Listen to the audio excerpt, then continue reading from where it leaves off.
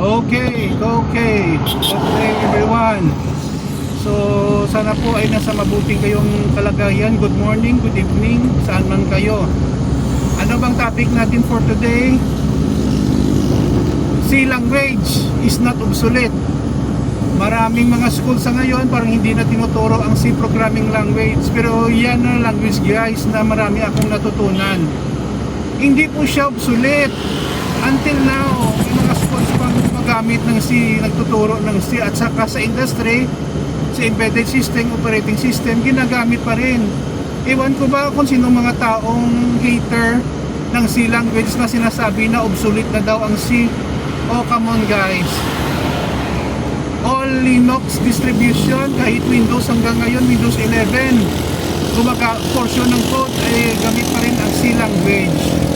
Hindi lang sa siguro popular compared sa mga Java, mga Python, but hindi ibig sabihin na obsolete na siya. For your information guys, isa sa pinakamagandang language, no, kahit matanda na siya ang C, kasi hindi po ito nangangailangan na mataas ng specification ng computer para magamit mo. Kahit sa cellphone mo ba, pwede ka makaprogram sa C.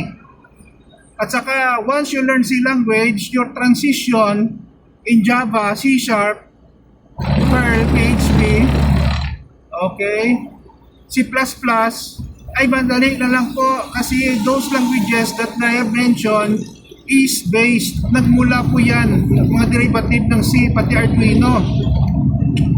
So, wag natin sabihin na ang C is obsolete. Hindi lang siya masyado popular compared nga sa ibang language, pero still, very useful. Sa automotive, embedded systems, ginagamit po siya guys. No? Sa hardware interfacing, ginagamit siya.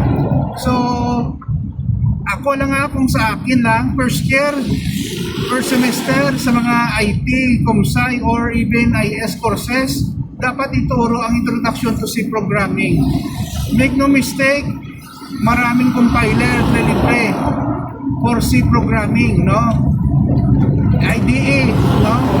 Dev C++, Incaverdero, CodeBlocks, nako, sobrang Visual Studio, libre lang po. So yun lang po guys, maraming salamat sa pag-follow nyo sa akin, sa aking Facebook and YouTube channel. Please subscribe or send a friend request kung meron pa. Keep safe everyone. Ito naman po ang kaibigan nyo si Jake. Paalam guys. Thank you for watching and supporting me. Ingat po tayo lagi.